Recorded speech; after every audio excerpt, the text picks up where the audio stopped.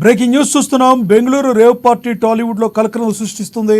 నగర శివార్లో నిర్వహించిన రేవ్ పార్టీలో నటి హేమ పాల్గొన్నట్లు బెంగళూరు సిటీ కమిషనర్ దయానంద్ స్పష్టం చేశారు. ఆమె నిన్న విడుదల చేసిన వీడియో ఎక్కడి నుంచి తీశారో విచారణ జరుపుతున్నట్లు తెలిపారు. ఈ ఈవెంట్లో పాల్గొనడానికి పెద్ద మొత్తంలో ఫీజులు వసూలు చేశారని, దాదాపుగా 100 మంది పాల్గొన్నట్లు ఆయన చెప్పారు.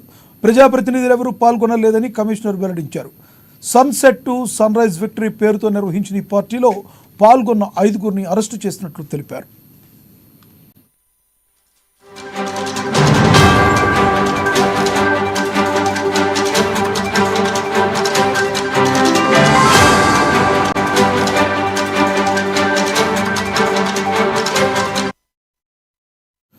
బ్రేకింగ్ న్యూస్ చూస్తున్నాం. బెంగళూరు రేవ్ పార్టీలో టాలీవుడ్లో కలకలం సృష్టించింది.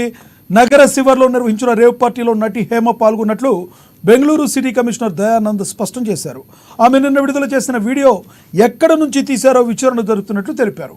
ఈ ఈవెంట్లో పాల్గొనడానికి పెద్ద మొత్తంలో ఫీజులు వసూలు చేశారని, దాదాపుగా 100 మంది పాల్గొన్నట్లు ఆయన చెప్పారు.